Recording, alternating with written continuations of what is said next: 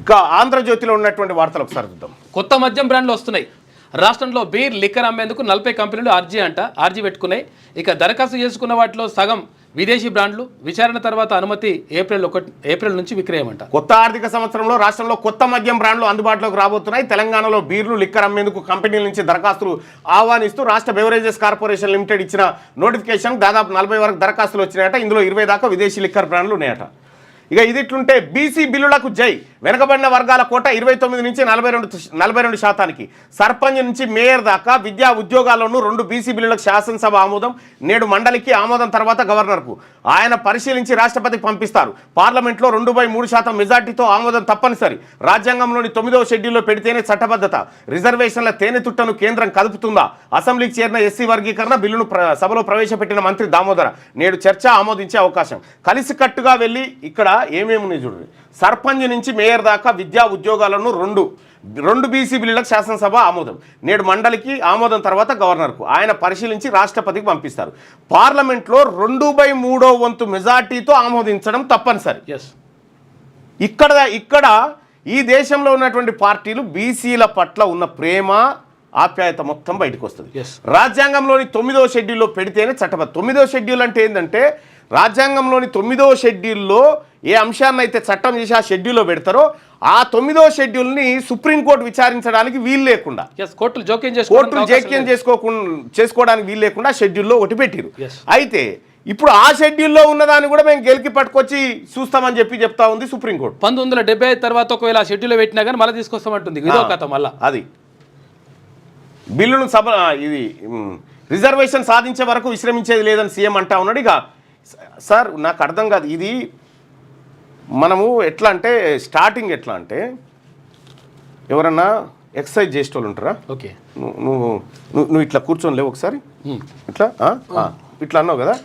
నేను స్టార్టింగ్లో ఎట్లా చదివితే నీకు మూడు ఉంటుందంటే ఓకే 1 2 3 అంటుంటే నువ్వు చేస్తుంటావు కదా. 1 2 3 అంటుంటే నువ్వు టకా చేస్తుంటావు. నేను ఫస్ట్దే 1 గదే రిజర్వేషన్ సాధించే వరకు విశ్రమించేది లేదు పదం అనే అదే ఇదే పదం. స్థానిక సంస్థలు విద్యా ఉపాధి రంగాల్లో బీసీలకు 42% రిజర్వేషన్ కల్పించేందుకు బీసీ సంక్షేమ శాఖ మంత్రి పొన్నం ప్రభాకర్ సోమవారం శాసనసభలో ప్రవేశపెట్టిన 2 బిల్లులు ఆమోదం పొందాయి. దాంతో మంగళవారం వాటిని శాసన మండలిలో ప్రవేశపెట్టి ఆమోదించనున్నారు. అనంతరం వాటిని ప్రభుత్వం గవర్నర్కు పంపనుంది. ఆయన వాటిని పరిశీలించి రాష్ట్రపతికి పంపనున్నారు. తొలుత తెలంగాణ బీసీ ఎస్సీ ఎస్టీ విద్యా ఉద్యోగాల్లో రిజర్వేషన్ల బిల్లు 2025, తర్వాత తెలంగాణ బీసీ స్థానిక సంస్థల్లో రిజర్వేషన్ల బిల్లు 2025ను మంత్రి పొన్నం ప్రభాకర్ సభలో ప్రవేశపెట్టారు. ప్రస్తుతం రాష్ట్రంలో బీసీలకు ఉన్న రిజర్వేషన్లు 29%. వాటిని 42% పెంచుతూ ఆమోదించిన బిల్లు చట్టరూపం దాల్చాలంటే పార్లమెంట్లో 2/3 మెజార్టీ వాటికి ఆమోదం పొందాల్సి ఉంది. ఇందుకు కారణం సుప్రీంకోర్టు గతంలో ఇచ్చిన పలు తీర్పులే. ఎస్సీ ఎస్టీ బీసీ వర్గాలందరికీ అమలు చేసే రిజర్వేషన్లన్నీ కలిపి 50% మించకూడదని గతంలో సుప్రీంకోర్టు తీర్పు. ఈ సుప్రీంకోర్టులో దాదాపుగా ఏది భారత రాజ్యాంగంలో ఎక్కడలేదు 50% అని. సుప్రీంకోర్టే కావాలని తెచ్చింది 50%ని. ఒకవేళ రిజర్వేషన్లు పెంచితే వాటిని రాజ్యాంగంలోని షెడ్యూల్ 9లో చేర్చాల్సి ఉంటుందనేది ఇది వార్త. ఇక సరే దాని కథ చూద్దాం. బీసీ బిల్లుపై వాడివేడి చర్చ. 3 సవరణలు చేర్చాలన్న హరీష్ రావు. కేంద్రానికి పంపే బిల్లులో సవరణలు వద్దన్న మంత్రి పొన్నం ప్రభాకర్. మొండికే వద్దని బీఆర్ఎస్ హితు. బిల్లులకు మద్దతు తెలిపిన బీఆర్ఎస్ బీజేపీ. మంత్రులను తీసేస్తే పట్టునట్ట, పారదర్శక పాలన అందిస్తేనే పట్టు వచ్చినట్టు. కులగణన వల్లే బడుగులకు ఎమ్మెల్సీ సీట్లు. రాజీవ్ యువ వికాసంతో యువతకు ఉపాధి అంట. జూన్ 2న 5 లక్షల మంది లబ్ధిదారుల జాబితా. పథకం ప్రారంభోత్సవంలో సీఎం రేవంత్ రెడ్డి మాట్లాడాడు. రైట్గా ఇది ఇట్లుంటే బీసీ బిల్లులో ఏముందంటే స్థానిక సంస్థల్లో విద్యా ఉపాధి రంగాల్లో బీసీలకు రిజర్వేషన్లు ఎందుకు పెంచాలనుకుంటున్నది, అందుకు గల కారణాలన్నింటినీ బిల్లులో సర్కార్ తెలిపింది. సమగ్ర వివరాల పరిశీలన, రిజర్వేషన్ల పెంపున చేయాల్సిన అధ్యయనం కోసం ఏర్పాటు చేసిన ఏకసభ్య కమిషన్లు చేసిన సిఫార్సును కూడా ప్రస్తావించింది. స్థానిక సంస్థల్లో విద్యా ఉద్యోగాల్లో ప్రస్తుతం అమలవుతున్న 29% రిజర్వేషన్లు 42% పెంచాలని బిల్లులో స్పష్టం చేసింది. కార్పొరేషన్లు, పురపాలక సంఘాలు, జెడ్పీటీసీలు, ఎంపీటీసీలు, గ్రామ సర్పంచ్ తదితర పదవులన్నింటిలోనూ బీసీలకు 42% కోటా ఉండాలని పొందుపరిచింది. ఎస్సీ బిల్లులో ఏముందంటే ఈ బిల్లులో ఎస్సీ వర్గీకరణ ఆవశ్యకతను ప్రభుత్వం పేర్కొంది. వర్గీకరణపై అధ్యయనానికి ప్రత్యేక కమిషన్ ఏర్పాటు గురించి ప్రస్తావించింది. ఎస్సీలను 3 గ్రూపులుగా విభజించి ఆ 3 గ్రూపుల్లోని 59 కులాలకు 15% రిజర్వేషన్ కేటాయించాలని కమిషన్ నివేదిక ఇచ్చినట్టుగా పేర్కొంది. పొట్టి శ్రీరాములు వర్సిటీ పేరు మార్పు పాలనా సౌలభ్యం కోసమే. 2 రాష్ట్రాల్లో ఒకే పేరుతో ఉంటే ఇబ్బందులు. నిజాంపై పోరాడిన సూరవరం పేరు పెట్టాం. చెర్లపల్లి టెర్మినల్కు పొట్టి శ్రీరాములు పేరు. కేంద్ర మంత్రులిద్దరూ అనుమతి తేవాలి. ఆ వర్సిటీ పేరు మార్పుపై సభలో సీఎం మాట్లాడాడు. యూజీసీ నిబంధనలపై రాష్ట్ర సర్కార్ వ్యాజ్యం. డీమ్డ్ వర్సిటీలో మా పాత్ర లేకుండా చేశారు. వాటిని మూసేస్తే ఎవరిది బాధ్యత? విద్యార్థుల భవిష్యత్తుకు ఎవరు జవాబుదారి? పిటిషన్లో ప్రశ్నించిన రాష్ట్ర ప్రభుత్వం కేంద్రానికి యూజీసీకి హైకోర్టు నోటీసులు జారీ చేసింది. ఇక ఇల్లు కట్టు పరిహారం కొట్టు. భూపాలపల్లి ఓసీపీ 3 విస్తరణకు భూసేకరణ. ప్రభావిత పల్లె కొండంపల్లిపై అక్రమార్కుల కన్ను. కొత్తగా ఇళ్ల నిర్మాణం పరిహారంగా లక్షలు కొట్టేసే ప్లాన్. కేటుగాళ్లకు అధికారులు ప్రజాప్రతినిధులు అండదండలు. గుడిబడి స్థలాలకు చోటా నేతల ఎసరు. ఆంధ్రజ్యోతి పరిశీలనట. అక్కడ పరిహారం కోసం సింగరేణి పరిహారం ఏది భూసేకరణ చేస్తూ ఉంది. ఓసీపీ ఓపెన్ కాస్ట్ ప్రాజెక్ట్ 3 ఉంది. దాంట్లో భూసేకరణ చేస్తుంటే ఇల్లుందనుకో, ఇల్లుకు ఇన్ని లక్షలని, భూమికి ఇంత అని, ఇగో ఇట్లా ఇప్పటికిప్పుడు ఆ ఇండ్లు కట్టిరట. ఇక ఈ పరిహారం కోసం కట్టిన ఇండ్లట అవి. ఇంత దోపిడి చూడు. కేంద్ర ప్రభుత్వం ఏర్పాటులో దక్షిణాది పాత్ర అనివార్యం కావాలి. ఆ దిశగా నియోజకవర్గాల పునర్విభజన ఉండాలి. దీనిపై ఎలా ముందుకెళ్లాలో అభిప్రాయాలు చెప్పండి. అఖిలపక్ష సమావేశంలో బట్టి కొంతకాలం ప్రస్తుత విధానాన్ని కొనసాగించాలి జానారెడ్డి. అఖిలపక్ష కమిటీ ఏ నిర్ణయం తీసుకున్నా ఆచరిస్తాం నేతలు. భేటీకి బీఆర్ఎస్ బీజేపీ గైర్హాజరైనట. ఇక మొన్న ఏది కులగణంలో తన వంతు పాత్ర పోషించినటువంటి జానారెడ్డి గారు ఇక ఇందులో కూడా తన వంతు పాత్రను పోషిస్తూ ఉండు. ఇక రేవంత్ గోడలు దూకేది మాకు తెలియదా? సాగర్ సొసైటీలో ఎంతసేపు ఉండేవాడో తెలుసు. సెల్ఫ్ డ్రైవింగ్ కథలు, ప్రైవేట్ కార్ల వివరాలు చెప్తాం. ఎక్కువ మాట్లాడితే ఫోటోలు కూడా బయట పెడతాం. మేము మొదలు పెడితే రేవంత్ బయట తిరగలేరు. తెలంగాణ పరిస్థితి పిచ్చోడి చేతిలో రాయిలా ఉంది. ఆత్మహత్యలతో తల్లడిల్లుతుంటే అందాల పోటీలా కాంగ్రెస్ సర్కార్ అట్టర్ ఫ్లాప్ చిట్చాట్లో కేటీఆర్. ఓరియమ్మ, రేవంత్ గోడలు దూకేది మాకు తెలియదా? సాగర్ సొసైటీలో ఎంతసేపు ఉండేవాడో తెలుసు. సెల్ఫ్ డ్రైవింగ్ కథలు, ప్రైవేట్ కార్ల వివరాలు చెప్తామట. మేము రేవంత్ రెడ్డి లెక్కనే మాట్లాడితే బయట తిరగలేడు. రేవంత్ రెడ్డి ఎక్కడెక్కడ గోడలు దూకుతాడో మాకు తెలియదా? సాగర్ సొసైటీలో ఎంత సమయం గడిపేవాడో తెలుసు. సాగర్ సొసైటీ మైహోమ్ భుజ వ్యవహారాల గురించి మాట్లాడగలం. ఆయన ఎక్కువ మాట్లాడితే ఫోటోలు కూడా బయట పెడతాం. రేవంత్ సెల్ఫ్ డ్రైవింగ్ కథలు, ప్రైవేట్ కార్ల వివరాలు చెప్తాం అని బీఆర్ఎస్ వర్కింగ్ ప్రెసిడెంట్ కేటీఆర్ ఘాటైన వ్యాఖ్యలు చేశారు. ఢిల్లీలో రేవంత్ రెడ్డి దూకిన గోడలు, హైదరాబాద్లో దాటిన ఓరియమ్మ ఇదేదో సీరియస్ వ్యవహారం అయిందిగా.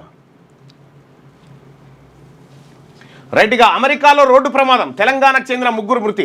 భార్య, 2 కొడుకులు తల్లితో కలిసి కారులో వెళ్తున్న టెక్కి దారిలో ప్రమాదం.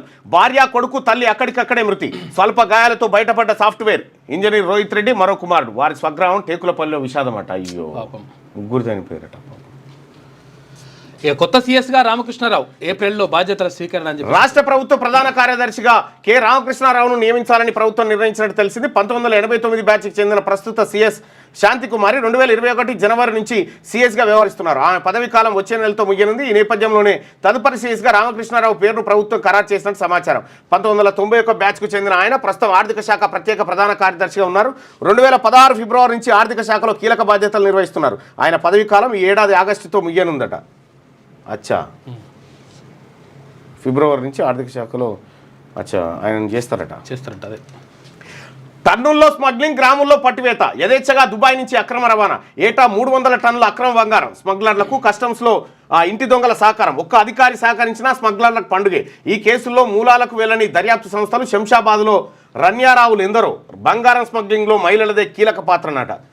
బెంగళూరు కెంపెగౌడ విమానాశ్రయంలో కన్నడ నటి రన్యారావు అరెస్టు. 12 కోట్ల విలువైన 14.8 కిలోల బంగారం సీజ్. శంషాబాద్ విమానాశ్రయంలో మలద్వారంలో 3 కిలోల బంగారం గుర్తింపు. ఒకరు అరెస్ట్ అట. మిక్సర్ గ్రైండర్ మోటార్లో 3 కిలోల బంగారంతో వైండింగు. 2 మహిళల అరెస్టు. పౌడర్ పేస్ట్ రూపంలో బంగారం 7 కిలోల సీజ్. 3 బేడీలు. పత్రికల్లో ఇలాంటి వార్తలు నిత్యకృత్యమయ్యాయి. కేరళలో ఏకంగా సీఎం పినరయ్ విజయన్ను వణికించిన స్వప్న సురేష్ కేసులోనూ బంగారం అక్రమ రవాణా కోణం ఉన్న విషయం తెలిసిందే. గోల్డ్ స్మగ్లింగ్కు చెక్ పెట్టేందుకు కేంద్ర ప్రభుత్వం బడ్జెట్లో దిగుమతి సుంకాన్ని 15% నుంచి 6% తగ్గించినా అక్రమ రవాణా ఎందుకు ఆగడం లేదు? అంతర్జాతీయ విమానాశ్రయాల్లో బంగారం జాడను ఇట్టే పసిగట్టే యంత్రాలున్న అధికారులు స్మగ్లింగ్ను పూర్తి స్థాయిలో ఎందుకు అడ్డుకోలేకపోతున్నారు? అయితే గోల్డ్ స్మగ్లర్లతో కొంతమంది అధికారులు కుమ్మక్కారట. టన్నుల్లో స్మగ్లింగ్ అవుతుంటే గ్రామంలో లెక్క పెడుతున్నట. వైసీపీ అధికార ప్రతినిధి శ్యామల సహా 11 మంది యూట్యూబర్లపై కేసు. బెట్టింగ్ యాప్ల ప్రచారం చేసినందుకే. నిందితుల్లో సెలబ్రిటీలు, టీవీ నటులు. త్వరలో నోటీసులు, అరెస్టుకు అవకాశం. Colour prediction, number prediction, cricket ఇలా చైనా కేంద్రంగా పనిచేస్తున్న పలు బెట్టింగ్ యాప్ల ఉచ్చులో పడి భారతీయులు కోట్లు పొడగొట్టుకుంటున్నారు. తక్కువ పెట్టుబడి ఎక్కువ లాభం అంటూ ఇలాంటి యాప్స్పై ఊదరగొడుతూ ప్రచారం చేస్తున్న 11 మంది యూట్యూబర్లు, ఇన్స్టా యూజర్లపై పంజగుట్ట పోలీసులు కూడా వీళ్ళందరినీ తీసుకుపోయి వీళ్ళని ఏడంటే మంచి పరడ మైదానంలో వీళ్ళని నిలబెట్టి విచారణ చేయాలి. వీళ్ళు ఏమేమి చేసిరు అనేది. ఇంకోటి చేయకుండా సిగ్గు తెచ్చుకుంటారు. రిజిస్ట్రేషన్లకు స్లాట్ బుకింగ్ పద్ధతి. ఈ విధానంతో 10 నుంచి 15 నిమిషాల్లోనే పూర్తి కానున్న రిజిస్ట్రేషన్ ప్రక్రియ. ఏప్రిల్లో కొన్ని సబ్ రిజిస్ట్రార్ కార్యాలయాల్లో పైలట్ ప్రాజెక్టు షురు. నిషేధిత జాబితాలోని గజం స్థలాన్ని రిజిస్ట్రేషన్ చేసిన కఠిన చర్యలు. రెవెన్యూ మంత్రి పొంగులేటి శ్రీనివాస్. రిజిస్ట్రేషన్లకు స్లాట్ బుకింగ్ పద్ధతి అట. ఇక ఈ విధానంతో 10 నుంచి 15 నిమిషాల్లోనే పూర్తిగా అయ్యే అవకాశం ఉందట. ఇది సో ఇది ఆంధ్రజ్యోతిలో ఉన్నటువంటి వార్తలు. ఈ ఒకసారి శనార్థి తెలంగాణ వార్తలను చూద్దాం. అద్భుతాల కోసం ఎదురు చూడొద్దు, మనమే సృష్టించుకోవాలి. సినీ నటి తమన్నా. ఇది ఇట్లుంటే బీసీ రిజర్వేషన్ల బిల్లుకు ఆమోదం. విద్యా ఉద్యోగ స్థానిక సంస్థల బిల్లులకు 42%, బీసీలకు 42%, రిజర్వేషన్ల కల్పన బిల్లుకు శాసనసభ ఆమోదం. ఎస్సీ వర్గీకరణ బిల్లుపై సుదీర్ఘ చర్చ. బిల్లును సభలో ప్రవేశపెట్టిన మంత్రి దామోదర. పొట్టి శ్రీరాములు వర్సిటీ పేరు మార్పు. సురవరం ప్రతాప్ రెడ్డి వర్సిటీగా నామకరణం. సభ ముందుకు హిందూ అండ్ ఎండోమెంట్ బిల్లు. బీసీలకు ఇచ్చిన మాట నిలబెట్టుకున్నాం. రిజర్వేషన్ల అమలు కోసం కేంద్రంపై ఒత్తిడి పెంచుదాం. రాష్ట్ర ముఖ్యమంత్రి రేవంత్ రెడ్డి. బీసీలకు ఇచ్చిన మాట నిలబెట్టుకోలే, ఇది పూర్తి అయ్యి వాళ్ళు ఫలాలు పొందేటప్పుడు నిలబెట్టుకున్నట్లు లెక్క. బిల్ చేసి అటువారైతే ఎట్ల లెక్క? బీసీలకు విద్యా ఉద్యోగ స్థానిక సంస్థల్లో 42% రిజర్వేషన్ల కల్పన అంశంలో కీలక ఘట్టం పూర్తయింది. వెనుకబడిన తరగతుల సామాజిక వర్గాలకు విద్యా ఉద్యోగ రాజకీయ అంశాల్లో 42% రిజర్వేషన్లు కల్పిస్తూ సీఎం రేవంత్ రెడ్డి శాసనసభలో ప్రవేశపెట్టిన బిల్లుకు సభ ఏకగ్రీవంగా ఆమోదం తెలిపింది. ఆ తెలిపినటువంటి అంశం పైన ఇవాళ మండల్లో చర్చ ఉంది. మళ్ళీ దీనిపైనే ప్రధాని మోడీకి రేవంత్ లేఖ. బీసీ రిజర్వేషన్ల బిల్లుపై మాట్లాడేందుకు అఖిలపక్ష పార్టీల అపాయింట్మెంట్ కోసం వినతి పత్రం. పార్లమెంట్లోనూ మద్దతు ఇవ్వండి. బీఆర్ఎస్, బీజేపీ, ఎంఐఎంలకు ఎమ్మెల్సీ తీన్మార్ మల్లన్న విజ్ఞప్తి. కేటీఆర్ అక్బరుద్దీన్ ఏలేటితో భేటీ. బీసీ రిజర్వేషన్ల బిల్లుకు మద్దతు కోరుతూ వినతి పత్రం అందజేత. మల్లన్న అభ్యర్థనపై సానుకూలంగా స్పందించిన నేతలు.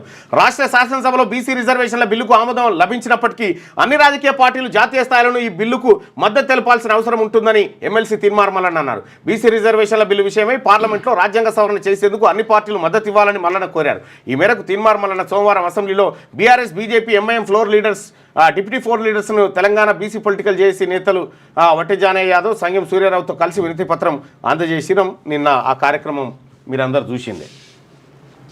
హైడ్రా లాలూచి లావాదేవీలు చేస్తుంది. నోటీసులు ఇచ్చి సెటిల్మెంట్ చేస్తున్నారు. కమిషనర్ రంగనాథ్ స్పందించడం లేదు. కాంగ్రెస్ ఎమ్మెల్యే అనిరుద్ రెడ్డి సంచలన కామెంట్స్. రాష్ట్ర ప్రభుత్వం కబ్జా రాయిల్లో భరతం పట్టేందుకు ఏర్పాటు చేసిన హైడ్రాపై జడ్చర్ల శాసనసభ్యులు అనిరుద్ రెడ్డి సంచలన కామెంట్స్ చేశారు. హైడ్రా తొలుత నోటీసులు ఇచ్చి తర్వాత లాలూచి రాజకీయాలు చేస్తుందని ఆరోపించారు. ఈ మేరకు ఆయన సోమవారం మీడియాకు ప్రకటన విడుదల చేశారు. ఎక్కడైనా కూల్చివేతలు జరుగుతుంటే అసలు విషయాలు ఏంటో హైడ్రా కమిషనర్ రంగనాథ్కు వివరిద్దామంటే ఆయన అసలు ఫోన్ లిఫ్ట్ చేయరని అన్నారట. చరిత్రాత్మక దినం. బీసీ బిల్లు ఆమోదంతో బడుగు బలహీన వర్గాల్లో సంతోషం. కాంగ్రెస్తోనే సామాజిక న్యాయం సాధ్యం. టీపీసీసీ అధ్యక్షుడు మహేష్ కుమార్ గౌడ్. బీసీ బిల్లును స్వాగతిస్తున్నాం. పార్లమెంట్లో బిల్లు ఆమోదం పొందితే సంతోషం. తమిళనాడు విధానంలో కార్యాచరణ రూపొందించాలి. బిల్లును ఆమోదింపజేయించే బాధ్యత రేవంత్ రెడ్డిదే. BRS MLA Gangula Kamalakar. ఇక బీసీలకు అసెంబ్లీలోనూ ప్రాతినిధ్యం ఇవ్వాలి. స్థానిక సంస్థల్లో రిజర్వేషన్లపై సరిపో. రాష్ట్ర పరిధిలోని రిజర్వేషన్లు అమలు చేయాలి. బీఆర్ఎస్ కాంగ్రెస్ నాటకంలో బీసీలు బలి. బీసీల రిజర్వేషన్లకు మా మద్దతు. బీజేపీ ఉపనేత పాయల్ శంకర్ నిన్న కీలకమైన వ్యాఖ్యలు చేసిన. మీరు అది చదవండి, నేను పంపిస్తాను. 60% ఉన్న బీసీలు స్థానిక సంస్థల ప్రతినిధులైతే సరిపోదని, శాసనసభలో కూడా వారి ప్రాతినిధ్యం కావాలని బీజేపీ ఉపనేత పాయల్ శంకర్ డిమాండ్ చేశారు. సోమవారం అసెంబ్లీలో పాయల్ శంకర్ మాట్లాడుతూ పూలే వారసులు అయిన బీసీలకు చదువులు దక్కడం లేదని, బీసీలు కరిగిపోతూ సమాజానికి సేవ చేస్తున్నారని అన్నారు. గత పాలకులు 7 లక్షల కోట్ల రూపాయలు అప్పులు చేశారని, ఇక కాంగ్రెస్ ప్రభుత్వం వచ్చాక అప్పు మరింత పెరిగిందన్నారు.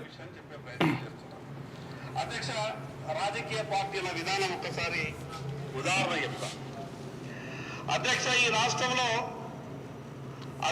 రాష్ట్రంలో ఒక ఇల్లు ఉన్నది. ఇది తీసుకో.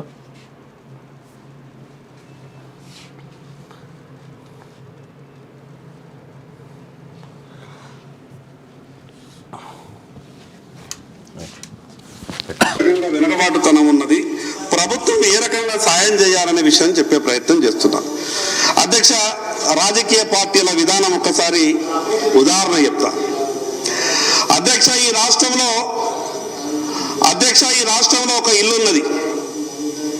ఆ ఇంట్లో 22 ఓట్లున్నాయి, కానీ 5 పదవులు ఉన్నాయి. 22 ఓట్లున్నాయి ఇంట్లో, కానీ 5 పదవులు ఉన్నాయి. ముగ్గురు ఎమ్మెల్యేలు, ఒక ఎమ్మెల్సీ, ఒక ఎంపీ. అధ్యక్ష, ఇంకోటి నల్గొండ జిల్లాలో ఒక ఇల్లున్నది. ఆ ఇంట్లో 11 ఓట్లున్నాయి, 2 ఎమ్మెల్యేలు ఉంటారు. ఆ నల్గొండ జిల్లాలో ఇంకో ఇల్లున్నది, 13 ఓట్లున్నాయి. ఆ ఇంట్లోనే ఒక ఎమ్మెల్యే, ఒక ఎంపీ ఉంటాడు. కానీ 2 కోట్ల పైబడి జనాభా తెలంగాణలో ఉంటే ఈ సభలో 19 మంది ఎమ్మెల్యేలు మాత్రమే ఉన్నారంటే అన్ని రాజకీయ పార్టీలు ఒకసారి ఆలోచించవలసిందిగా నేను సవినయంగా. మంచి మాట. ఇగో ఆయన చెప్పింది కేసీఆర్ గారి ఇంట్లో 22 ఓట్లు ఉన్నాయట. 22 ఓట్లు. 22 ఓట్లు కేసీఆర్ ఎమ్మెల్యే, కేటీఆర్ ఎమ్మెల్యే, హరీష్ రావు, కవిత, హరీష్ రావు ఎమ్మెల్యే, కవిత ఎమ్మెల్సీ, కవిత, సంతోష్ రావు ఎంపీ, ఎమ్మెల్సీ. సంతోష్ రావుకి లేదనుకుంటుందా? ఉన్నట్టున్నది. సంతోష్ రావు రాజ్యసభ ఎంపీ. 22 ఓట్లున్న ఇంట్లో 5 పదవులు జానారెడ్డి గారి ఇల్లు. నల్గొండ జిల్లాలో చెప్పింది జానారెడ్డి గారి ఇంట్లో ఉండేటి 10 ఓట్లు ఉంటుండే, 11 ఓట్లు ఉంటాయి. ఒక ఎంపీ, ఒక ఎమ్మెల్యే.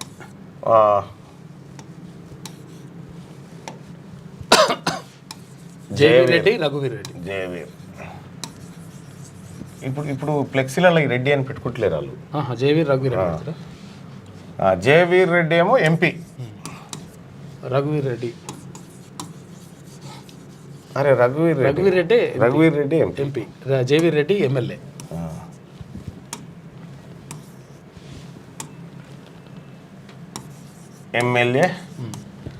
రఘువీర్ రెడ్డి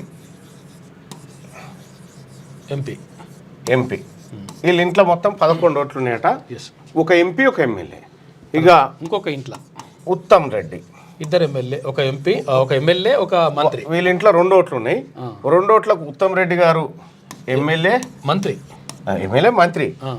పద్మావతి గారు ఎమ్మెల్యే, ఈమె ఎమ్మెల్యే. ఓకే. ఇక కోమటిరెడ్డి వెంకటరెడ్డి గారు. ఈ 3 నల్గొండ ఉమ్మడి నల్గొండ జిల్లాలో. కోమటిరెడ్డి ఈయన ఒక ఆయన ఎమ్మెల్యే, ఇంకో ఆయన రాజగోపాల్ రెడ్డి, ఈయన ఎమ్మెల్యే.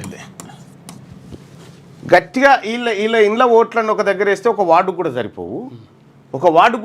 ఇక ఇంతమంది ఎమ్మెల్యేలు, ఎంపీలు వీళ్ళు ఉన్నారు. 100 ఓట్లు లేవు. 100 ఓట్లు లేని వాళ్ళు ఇగో ఇంతమంది ఉంటే 2 కోట్ల మంది, 2 కోట్ల పైన ఉన్నటువంటి బీసీలలో 19 మంది ఎమ్మెల్యేలా అని అడుగుతున్నాడు ఆయన.